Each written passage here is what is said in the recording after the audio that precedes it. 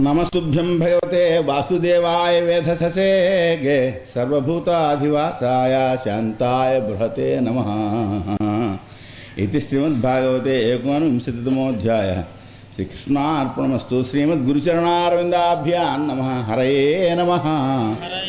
హరయే నమః. హరయే నమః. శ్రీశుక ఉవాచ పూర్వోర్వంశం ప్రవక్ష్యామి యత్ర జాతోసి భారత యత్ర రాజర్షయో వంశ్యా బ్రహ్మవంశ్యాస్య జజ్ఞిరే. సభాయ నమః. మహాజనులారా, శ్రీశుక యోగీంద్రుల వారు చెప్తున్నారు, ఓ రాజా, ఈ పైన నేను పూర్వు యొక్క వంశాన్ని గురించి చెప్తున్నాను. ఆ వంశంలో నువ్వు పుట్టావు అన్నాడు. అంటే ఎవరి వంశానికి సంబంధించిన వృత్తాంతాలు వాళ్ళకి వినాలి అనిపిస్తుంది. అది మంచి లక్షణమే. వంశం ఉత్తమంగా ఉంటే అలా వినాలనిపిస్తుంది. రాజరాజ నరేంద్రుడు మేము పాండవుల యొక్క వంశంలో పుట్టాను కనుక భారతాన్ని అనువాదం చేయాలి అన్నాడు. అంటే ఇక్కడ రెండు అంశాలు ఉన్నాయి. ఒకటేంటి, మన వంశం ఉత్తమమైనది అయితే అటువంటి వంశంలో పుట్టాను కనుక నేను మంచి పనులు చేయాలి అనుకోవచ్చు. ఉత్తమమైన వంశమైనప్పుడు అటువంటి వంశంలో పుట్టాను కనుక నేను చెడ్డ పనులు చేయకూడదు అని కూడా అనుకోవచ్చు. దానివల్ల మేలే కలుగుతుంది కదా. భరతుడు అంటాడు, మా వంశంలో నేను ధూళి వంటి వాడిని కాకూడదు అని. నేనే కనుక రాజ్యాన్ని స్వీకరిస్తే రాముడి కంటే ముందు మా వంశంలో దుమ్ములాంటి వాడిని అయిపోతాను. దుమ్మును దులిపేస్తారు కదా, కనుక దుమ్ములాంటి వాడిని అవుతాను కనుక నాకు రాజ్యం అక్కర్లేదు అన్నాడు. ఇక్కడ మహానుభావుడు పూర్వు యొక్క వంశంలో పూర్వ వంశంలో నువ్వు పుట్టావు కదా, ఆ వంశం గురించి చెప్తున్నాను అంటున్నాడు. అంటే వంశం గొప్పది అని చెప్పడం. ఏమండి, ఎందరెందరో రాజర్షులు బ్రహ్మర్షులు వీళ్ళందరూ కూడా ఆ వంశంలో పుట్టారట. ఎంత గొప్ప విషయం అండి. ఏమండి, రాజర్షులు బ్రహ్మర్షులు కూడా అక్కడ బయలుదేరారట. ఆ పూర్వు అనేటువంటి ఆయన యొక్క కుమారుడు జనమేజయుడు. ఈ జనమేజయుడు మరి పరీక్షిత్ యొక్క కుమారుడు జనమేజయుడు కాదు, పూర్వం ఉన్న జనమేజయుడు. ఆయనకు ప్రచిన్వుడు అనే ఆయన కుమారుడు, ప్రచిన్వంతుడు అంటారు తెలుగులో అయితే. అతని కుమారుడు ప్రవీరుడు, ఆయన కుమారుడు నమస్యుడు, ఆయన యొక్క కుమారుడు చారుపదుడు అన్నారు. చూసారా, ప్రచిన్వంతు సంస్కృతంలో ప్రచిన్వాన్ అంటారు, తెలుగులో అయితే ప్రచిన్వంతుడు. ఇక్కడ చిత్రం ఏంటంటే మనం ఈ పేర్లన్నిటికీ చివరి డూ చేరుస్తాం. ఇప్పటి కాలంలో డూ చేరిస్తే వాడిని ఏదో అవమానం చేశారు అనుకుంటారు. కానీ అసలు డూ అది గౌరవార్థకం. మొట్టమొదటి పూర్వం ఏదో కృష్ణ అనే పదం ఉంది అనుకోండి, ఉంటే దాన్ని పురుషవాచకంగా చెప్పడం కోసం కృష్ణన్ అంటారు. ఈ కృష్ణన్ అనే దానికి సంస్కృతంలో విసర్గలు ఉంటాయి కదా, విసర్గల వల్ల కృష్ణో రూపం అవుతుంది. అది ప్రాకృతంలో ఉంటుంది, అది మహారాష్ట్రీయ ప్రాకృతం. అదే అపభ్రంశీ ప్రాకృతి అయినట్టయితే కృష్ణు అని ఉంటుంది. కృష్ణు ఉత్తమం వచ్చిందనమాట. ఈ కృష్ణున్న అయిన తర్వాత ఆయన మహానుభావుడు గౌరవించాలనే అర్థంలో చివర రు చేరుస్తారు. చేరిస్తే కృష్ణున్ రు అవుతుంది. ఆ కృష్ణున్ రుయే మనం కృష్ణుడు అంటున్నాం. ఇప్పుడు మళ్ళీ ఏదో తప్పేమో అని చెప్పి మళ్ళీ భ్రాంతి పడుతున్నాం. అదో గౌరవార్థకం. మనకి ఎవరన్నా గొప్పవాళ్ళని గౌరవించాలి, స్వామి అంటాం. స్వామి అన్నాక వాళ్ళని కొంచెం ఎక్కువ గౌరవించాలని మళ్ళీ అనిపిస్తుంది. ఇంకోళ్ళకి ఎవరికి ఊరికే స్వామి అండం అంటే ఆయన ఇప్పుడు స్వాములు అంటారు. ఇంకొక ఆయనకి ఇంకా గౌరవించాలనిపిస్తుంది, ఆయన స్వాముల వారు అంటాడు. అంటే గౌరవంపై ఇంకో గౌరవం, అలా గౌరవాలు పెరిగిపోతుంటాయి. ఓ స్త్రీ పెట్టారు చాలలేదు, రెండో స్త్రీ పెట్టారు చాలలేదు, ఆ పైన ఇంకా స్త్రీ వేసి 108 పెట్టేస్తారు. 108 స్త్రీలు ఉన్నాయి ఆయనకి. అంతకంటే ఇంక గౌరవింపదగిన వాడిని అక్కడ ఆ పైన 1001 స్త్రీలు పెడుతున్నారు. ఈ మధ్య ఇది కూడా చాలటం లేదని అనంత స్త్రీ భూషిత అంటున్నారు. ఇంకా అంతులేని స్త్రీలు అనమాట. అలాంటిది కనుక గౌరవంపై గౌరవాలు పెంచుతున్నాం. ప్రేమ అనేది ఉన్నట్లయితే ఇవన్నీ ఉన్నట్టే లెక్క. ప్రేమ లేకపోతే పైన ఎన్ని పెట్టినా ఊరికి అలంకారాలు ఆడంబరాలు అవుతాయి. ఏమండి, పూర్వవంశం ప్రవక్ష్యామి. ఇంతకీ ఆ జనమేజయునికి ప్రచిన్వంతుడు ఏమండి, ఆయన కుమారుడు ప్రవీరుడు, ఆయన కుమారుడు నమస్యుడు, ఆయన కొడుకు చారుపదుడు, ఆయన కొడుకు సుజ్జువు, అతని కొడుకు బహుగవుడు, ఆయన కుమారుడు సంయాతి, ఆయన యొక్క కుమారుడు అహంయాతి, అతని పుత్రుడు రౌద్రుడు. ఏమండో, ఈ వంశం యొక్క విశేషం ఏంటంటే ఈ భాగవతాన్ని చూసి దీంట్లో ఉండేటువంటి రాజుల యొక్క వంశం ఆధారంగా భారతదేశ చరిత్ర రాశారు. విలియమ్స్ జోన్ అనేటువంటి ఆయన దీంట్లో ఉండేటువంటి వరుస తీసుకొని దీన్ని బట్టి భారతదేశంలో ఈ రకమైన రాజవంశాలు నయం రాయడం జరిగింది. అంటే అంత ఒక ప్రామాణికమైనటువంటి వంశాలన్నమాట ఇవి. మహానుభావులు ఎందరు దేశాలని పాలించారో ఈ ధర్మాన్ని మన ఈ కాలంలో ఈ విధంగా ఉండడానికి కారణం ఆ మహానుభావులు ఆ కాలంలో తమ ధర్మాన్ని ప్రజల చేత పాటింప చేయడం. ఏమండి, తర్వాత అతనికి ఘృతాచి అనేటువంటి అప్సరసయందు 10 మంది సంతానం కలిగారు. ఋతేయువు, కుక్షేయువు, స్థండిలేయువు, కృతేయువు, జలేయువు, సంతతేయువు, ధర్మేయువు, సత్యేయువు, వ్రతేయువు, వనేయువు అని. వాళ్ళలో ఋతేయువునకు రంతిభారుడని ఆయన కలిగాడు. ఆయనకి కుమారులు 3, సుమతి, ధ్రువుడు, అప్రతిరథుడు అని. వీళ్ళలో అప్రతిరథునకు కణ్వుడు కలిగాడు. ఆయన కుమారుడు మేధాతిథి. ఆయనకు ప్రస్కణ్వుడు మొదలైన వాళ్ళు బ్రాహ్మణులు పుట్టారు. ఈ మేధాతిథి యొక్క సంతానం బ్రాహ్మణులు అయ్యారన్నమాట. సుమతి యొక్క కుమారుడు రైభ్యుడు. ఆయన కుమారుడు దుష్యంతుడు. ఈ దుష్యంత మహారాజు ఓసారి వేటకు వెళ్ళాడు. వెడితే అక్కడ అది కణ్వముని ఆశ్రమం వచ్చింది. అక్కడ అద్భుతమైన కాంతితో శోభిల్లుతూ ఉన్నది ఒక అమ్మాయి. ఆమెను చూసి మోహాన్ని పొందాడు. ఆమె యొక్క దర్శనం చేత సంతోషించిన వాడై, ప్రేమభావాన్ని పొందినవాడై మధురమైన వాక్కుతో ఆమెతో ఇలా అన్నాడు, ఓ పద్మాక్షి, పద్మాల వంటి కన్నుల కలదానా, నువ్వు ఎవరమ్మాయివి, ఎవరి పిల్లవు, ఎవరు నువ్వు, ఈ విజనమైన వనంలో ఏం చేయాలనుకుంటున్నావు? ఓ మంగళరూపిణి, నిన్ను నిశ్చయంగా రాజకన్య అనుకుంటున్నాను. మా పౌరవ వంశీయుల యొక్క మనస్సున్నదే, ఇది అధర్మమందు ఆసక్తిని పొందదు. ఏం ధైర్యం అండి! ఈ దుష్యంత మహారాజు యొక్క కథ, శకుంతల కథనే మహానుభావుడు కాళిదాస మహాకవి అభిజ్ఞాన శాకుంతలంగా రాశాడు. విచిత్రం ఏంటంటే ఆయన రాసిందో నాటకం. ఈ నాటకం భారతదేశంలో ఉన్న నాటకాల్లో గొప్పదంటారు. ఆ నాటకంలో ఆయన ప్రత్యభిజ్ఞాదర్శం అనే సిద్ధాంతాన్ని దాంట్లో విమిడ్చాడు. అది విచిత్రం. భారతీయ సంస్కృతిలో ఉండే గొప్ప విశేషం ఏంటంటే అవి లౌకికంగా ఆనందింపచేసే కళలుగా కనబడినా ఆ కళల్లో తత్వం ఉంటుంది. ఏమండి, అభిజ్ఞాన శాకుంతలం గొప్ప నాటకం. ఎంత గొప్ప నాటకం అంటే భారతదేశంలో ఉండే నాటకాల్లో చాలా గొప్ప నాటకం. కాళిదాసు చాలా గొప్ప కవి. ఆయన రాసిన నాటకాల్లో ఇది గొప్ప నాటకం. ఆ గొప్ప నాటకంలో కాశ్మీర దేశంలో ప్రచారంలో ఉండే ప్రత్యభిజ్ఞాదర్శన సిద్ధాంతం దాంట్లో పెట్టాడు. దానిపై వ్యాసం కూడా రాశాను. ఉజ్జయిని అనే చోట అభిజ్ఞాన దర్శనే ప్రత్యభిజ్ఞాన సిద్ధాంత అని ఈ వ్యాసం, అక్కడ కాన్ఫరెన్స్ జరిగింది, విశ్వ సంస్కృత సమ్మేళనం. అక్కడ ఆ వ్యాసాన్ని వినిపించాను. అంటే నేను చెప్పేది ఏంటంటే మన యొక్క లౌకిక జీవితాన్ని దివ్యమయంగా చేయడం అనేది మన సంప్రదాయం. దాని ద్వారా జీవితాన్ని ధన్యం చేసుకోవడం అన్నమాట. ఏమండి,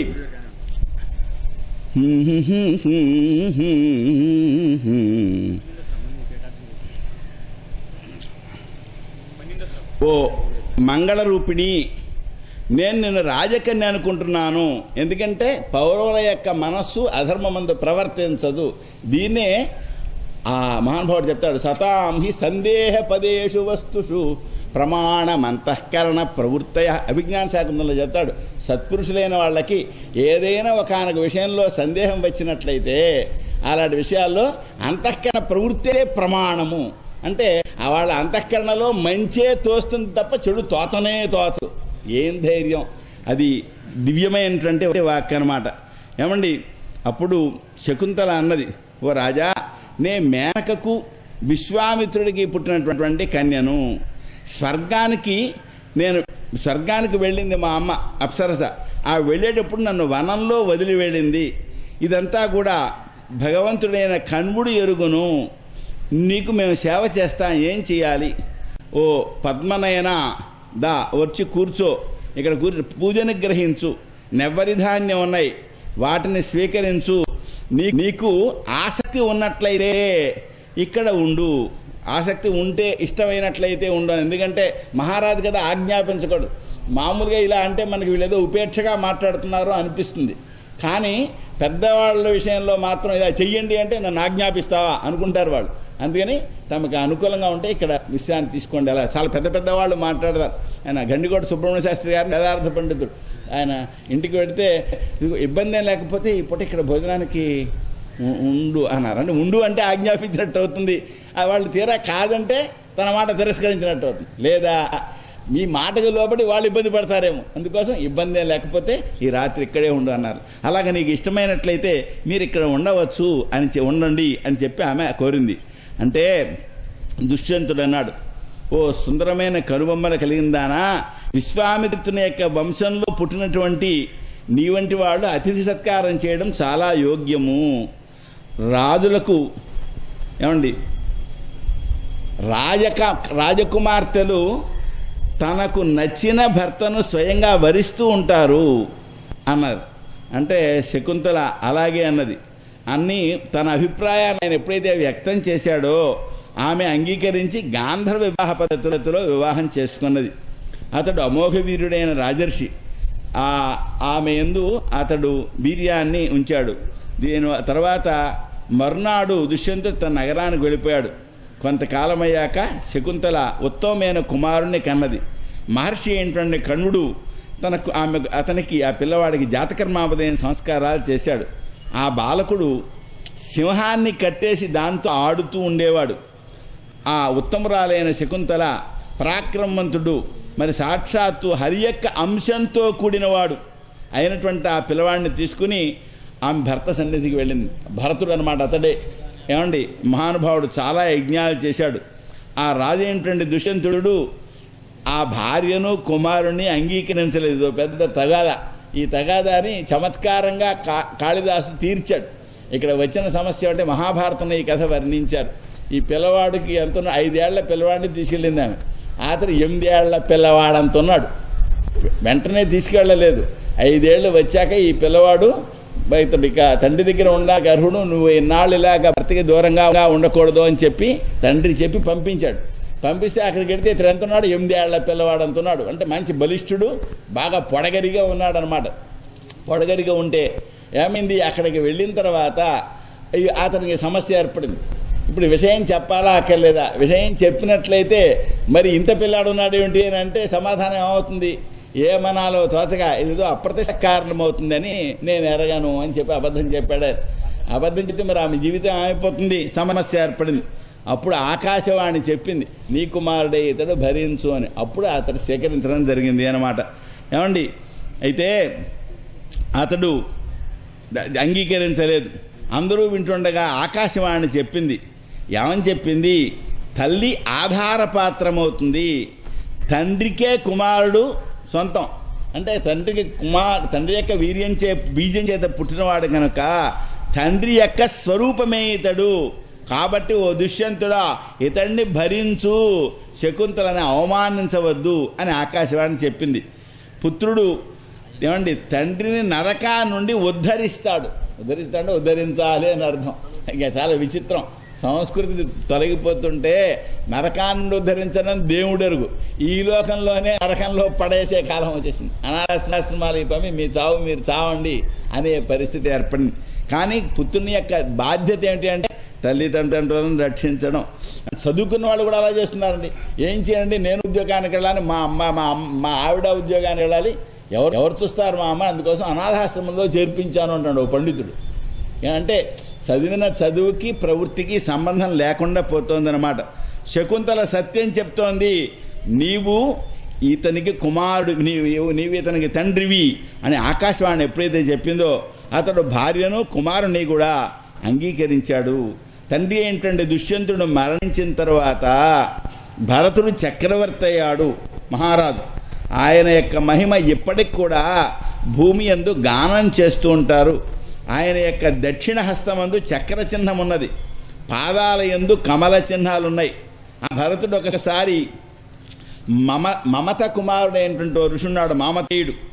ఆ ఋషిని పురోహితుడిగా చేసుకుని గంగా తీరంలో, గంగ ఎక్కడ పుట్టిందో గంగోత్తర్ అంటాం కదా, ఆ గంగ పుట్టిన చోటు నుండి సముద్రం వరకు కూడా 55 అశ్వమేధ యాగాలు చేసి హరిని ఆరాధించాడు.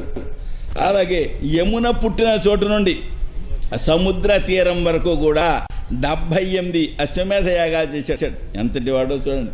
ఎక్కడో 100 అశ్వమేధ యాగాలు చేస్తే దేవేంద్ర వస్తుందంటుంటారు. ఇక్కడే అతడు 100కి మించి అశ్వమేధ యాగాలు చేసేసాడు అనమాట. ఏమండి ఉత్కృష్టమైనటువంటి గుణాలతో కూడినటువంటి భరతుడు భారతదేశంలో ఆయన భారతదేశం మొత్తం అంతా అగ్నిచయనం చేసినట్టు అయిపోయింది. ఎన్ని ఒకటా రెండా ఇలాగా వేల కొలది బ్రాహ్మణులు భరతునిచ్చేటువంటి గోవుల్ని తీసుకుని వాళ్ళు పంచుకున్నారు. ఒకటా రెండా చాలా 13,084 గోవుల్ని పొందారట వాళ్ళు. ఏమండి దాని తర్వాత ఆ భరతుడు ఇతర రాజులకందరికీ ఆశ్చర్యాన్ని కలిగిస్తున్నవాడై 3,300 అశ్వమేధ యజ్ఞాలు చేశాటండి. దేవతల యొక్క వైభవాన్ని అతిక్రమించేశాడు. 100 అశ్వమేధ యాగాలు చేస్తే దేవేంద్ర పదవి వస్తుంది. ఇదేంటి ఇన్ని అశ్వమేధ యాగాలు చేయడం ఎంత ఆశ్చర్యం చూడండి. ఏమండి ఆ మహానుభావుడు తన యొక్క ఆ కర్మలో ఈ సత్కర్మలలో బంగారు అలంకారాలతో అలంకరించిన 14 లక్షలు తెల్లటి దంతాలు కలిగినటువంటి ఏనుగుల్ని కూడా దానం చేశాట. రాజా భరతుడు చేసినటువంటి ఈ మహత్కర్మను ఇంతకు పూర్వమందుండేటువంటి రాజులు ఎవరూ చేయలేదు, ఈ పైన ఉండేవాళ్ళు ఎవరూ కూడా చేయలేరు అన్నారు. అంతటి వాడు భరతుడు అన్నమాట. చూసారా ఏమండి. తర్వాత దిగ్విజయ ప్రసంగంలో ఆయన కిరాతులను, హూణులను, యవనులను, ఆంధ్రులను, కంకులను, మనకి గ్రంథాల్లో అంధ్రులు అని ఉంటుంది, మనం ఆంధ్రులు అని చెప్పి అంటాం. అంధ్రులు అని పిలుస్తాం. అంధ్రులు అంటే గుడివాళ్ళని కాదు, ఆ పేరు అంధ్రాన్ అనమాట. ఇక వాళ్ళని అలాగే కంకులను, ఖసులను ఏమండి ఇంకా ఎందరో ధర్మమందు వేదమందు వేద పండితులయందు అనుకూల భావన లేని వాళ్ళని కూడా ఓడించాడు ఆయన. ఏమండి ఈ విధంగా అసురులు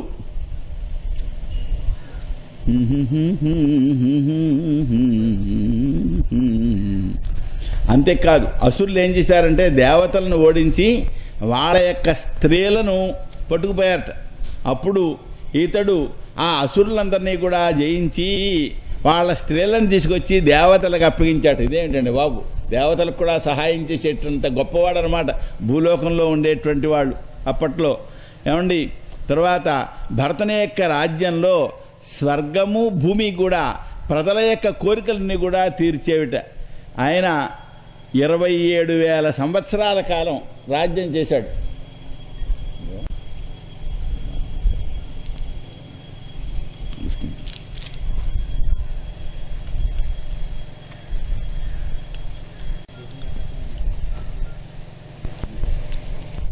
అత్యాశ్చర్యకరమైన విషయం ఏంటంటే ఇంత గొప్పవాడైనా ఆయన ఐశ్వర్యం ప్రాణాలు కూడా మిథ్యాభూతాలు అని తెలుసుకున్నట్టు అనుకుని రాజ్యం చేయడం మానేశాడు.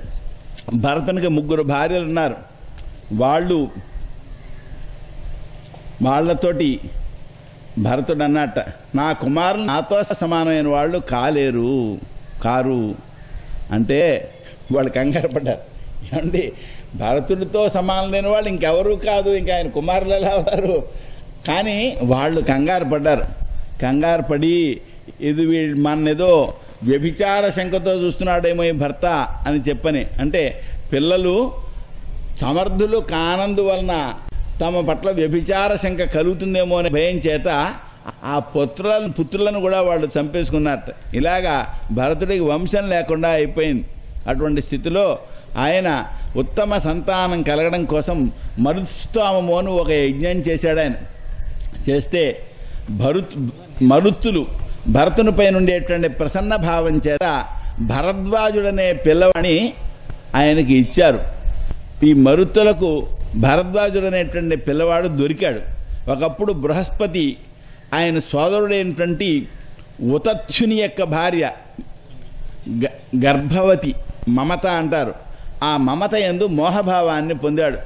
అప్పుడు ఆ గర్భంలో ఉండేటువంటి కుమారుడు ఆక్రోశంతో నేను గర్భస్థుండై ఉన్నాను అని చెప్పిన అతడు గట్టిగా ఆ బృహస్పతిని నివారించాడు. బృహస్పతి మోహావేశం చేత నీవు అంధుడవవు అని ఆ గర్భాన్ని శపించాడు. శపిస్తే ఏమైంది, ఆ బృహస్పతి యొక్క శాపం వలన ఆ గర్భంలో ఉండేటువంటి పిల్లవాడు కాస్త అంధుడైపోయాడు. అతని పేరు దీర్ఘతముడు. మోహం అనేది ఎంత బలమైందో, ఎంతటి వాళ్ళనైనా ఎలాగ పతనం చేస్తుందో చూడండి. ఇంతకీ ఈ జరిగినటువంటి దీని వలన ఆ పిల్లవాడు అంధుడయ్యాడు. అది అసలు బాధ. ఏమండి తర్వాత ఏమైంది, అంతేకాకుండా ఈ బృహస్పతి యొక్క బృహస్పతి యొక్క వీర్యానికి కూడా ఒక కుమారుడు పుట్టాడు. తర్వాత భర్త వదిలిపెడతాడు అనేటువంటి భయం చేత ఆ బృహస్పతి ఆ పిల్లవాడిని వదిలివేసి వెళ్ళిపోతోంది. బృహస్పతి అన్నాడు, ఓసి మూఢురాలా, ఈ పుత్రుణ్ణి నీవు భరించు. ఎందువలనంటే ఈతడు నీకు నాకు కుమారుడు అంటే మమత అన్నది. ఓ బృహస్పతి, ఈ పిల్లవాడిని నువ్వే రక్షించుకో. ఎందుకంటే వీడి ఇద్దరికీ నీకు నాకు కలిగిన వాడు న్యాయంగా కలగల, అన్యాయ మార్గంలో కలిగాడు. అందువల్ల నేను ఒక్కతిని నేను వీడిని పెంచలేను అని చెప్పి ఆమె చెప్పింది. వాళ్ళిద్దరూ అక్కడ తగాదా పడ్డారు, ఈ మమతా బృహస్పతి. చివరికి తగాదాకి ఫలితం ఏంటంటే ఆ పుట్టిన పిల్లవాడిని అక్కడ వదిలిపెట్టేశారు. ఆ హేతు చేత అతడే ఈ భరద్వాజుడు అనమాట. లోపల ఆ మమత యొక్క అసలు కొడుకు అతడు గుడ్డివాడైపోయినాడు. ఇక్కడ ఈతడు భరద్వాజుడు, ఈతడు అడవి పాలయ్యాడు. మరుత్తులు ఈతడు బృహస్పతి యొక్క వీర్యం చేయగలిగిన మహాశక్తివంతుడని గ్రహించి అతన్ని రక్షించారు. భరత వంశం నష్టమైతే ఆ భరతునికి ఆ పిల్లవాడిని తీసుకొచ్చి ఇచ్చారు. ఏమండి, అందువలన అతడికి వితథుడు అని కూడా పేరు పెడతారు. అంటే వంశం వితథమైపోతే అప్పుడు ఏర్పడిన వాడు కనుక వితథుడు అంటారు. ఇది శ్రీమద్ భాగవతే వింశోధ్యాయ. శ్రీకృష్ణార్పణమస్తు. శ్రీమద్ గురుచరణారవిందాభ్యాం నమః. హరయే నమః. మన ప్రాచీనులాగా ఆ వ్యక్తి యొక్క స్థితికి అనుగుణంగా అర్థవంతమైన పేర్లు పెట్టేవారు. వంశం వితథమైతే పుట్టినవాడు కనుక ఏర్పడినవాడు కనుక వితథుడు అని పేరు పెట్టారు. ఇలాగా పేర్లు సార్థకంగా ఉండేవి.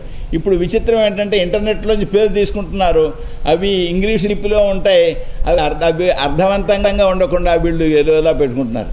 ఇంకొంతమంది అనర్థకమైన పేరు కూడా పెడుతున్నారు. ఒక ఆయన పల్లవి అని పేరు పెట్టాడు.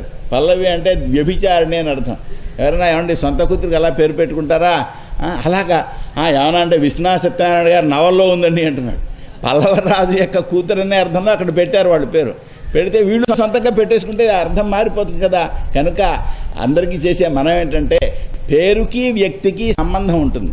పేరు గొప్పదైతే అటువంటి పేరు పెట్టున్నాను కనుక నేను మంచివాడుగా ఉండాలి అని ఒక ఇది ఉంటుంది. హరిశ్చంద్రుడు పేరు పెట్టారనుకోండి, అమ్మో ఆయన సత్యవంతుడు కనుక మనం అబద్ధాలు ఆడకూడదు అని ఒక స్ఫూర్తి ఉంటుంది.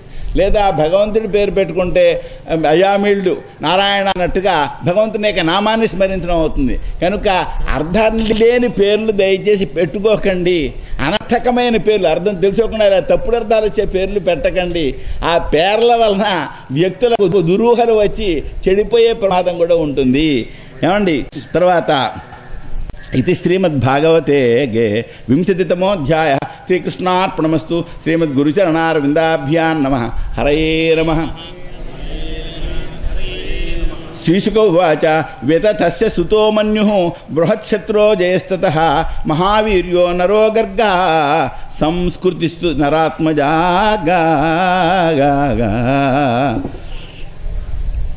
శ్రీశుక యోగేంద్రుల వారు చెప్తున్నారు, వితథుని యొక్క కుమారుడు మన్యువు. అతనికి 5 కుమారులు, బృహత్క్షత్రుడు, జయుడు, మహావీర్యుడు, నరుడు, గర్గుడు అని. వారిలో నరుడు అనేటువంటి ఆయనకి సంకృతి పుట్టాడు.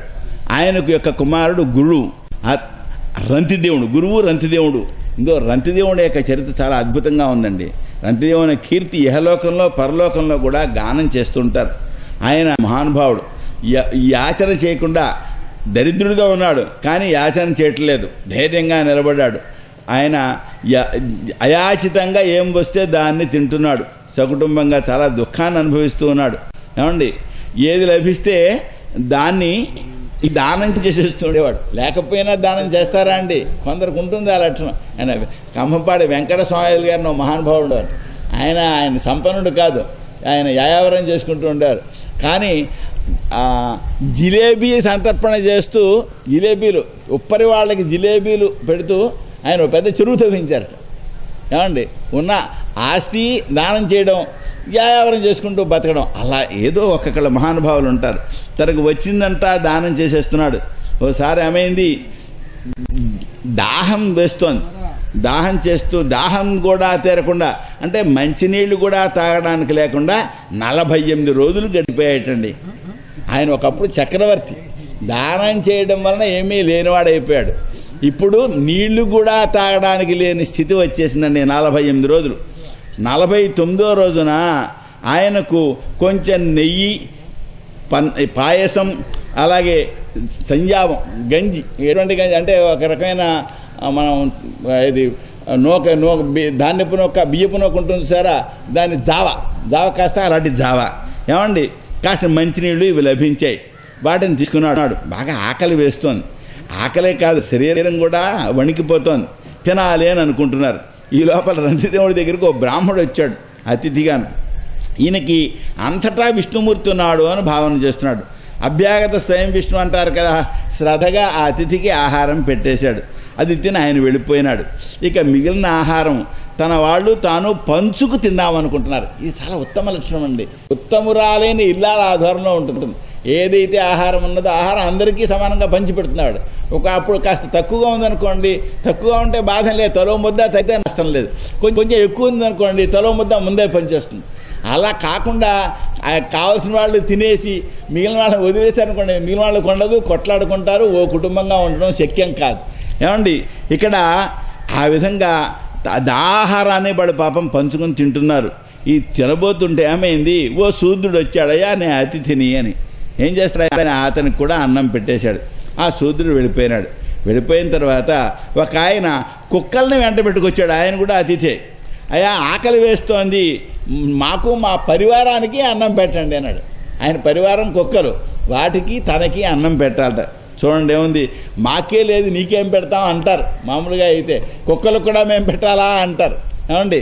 కానీ ఆ రంతిదేవుడు ఉన్నాడే మహానుభావుడు, అతనికి అతని కుక్కలకి కూడా చాలా గౌరవపూర్వకంగా ఆహారాన్ని పెట్టి నమస్కారం చేశాడు, ఏమండి. ఇంకేం మిగిలింది, కేవలం మంచినీళ్లు మిగిలే. సరే పోనీ నీళ్లు తాగుదాము అని అనుకున్నా.